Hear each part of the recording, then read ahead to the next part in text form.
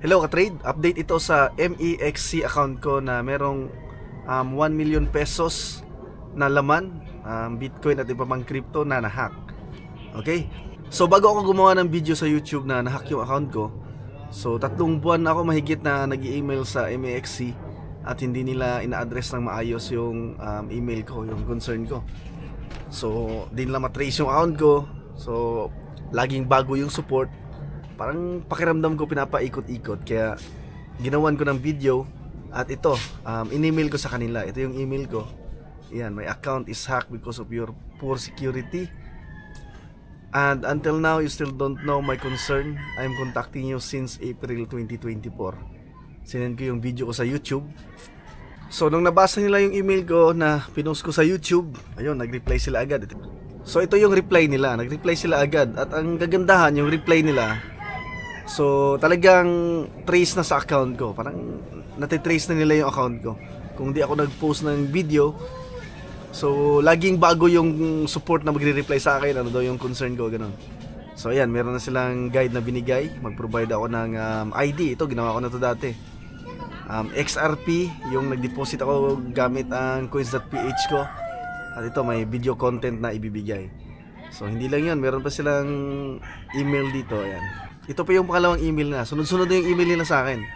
Regarding the account theft issue you reported earlier, we sincerely apologize for the inability to resolve your issue effectively in the past. Ayan.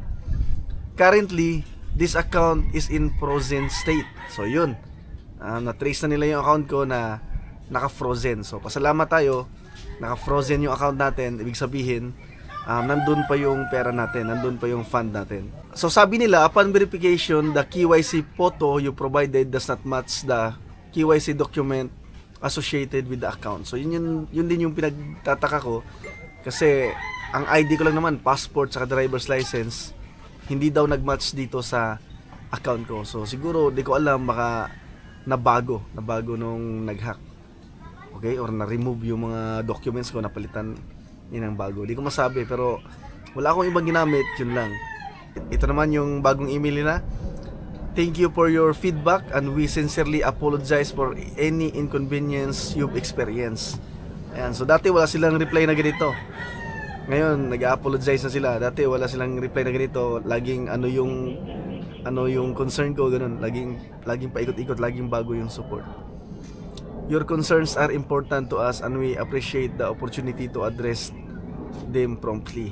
So ayun, okay na yung account natin. Na-trace na nila, nag-reply na sila ng maayos.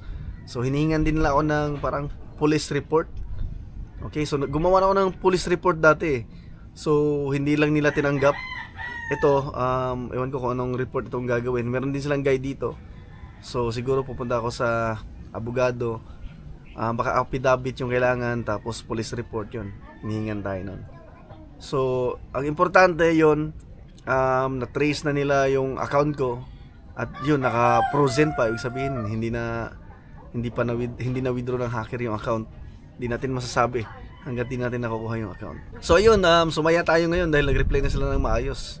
Kung hindi pa i-post sa YouTube at sa Facebook, hindi pa magre-reply ng maayos. So yun, ka-trade update ko kayo kapag na-recover ko na yung account ko at withdrawin ko na yung pera ko doon. Salamat.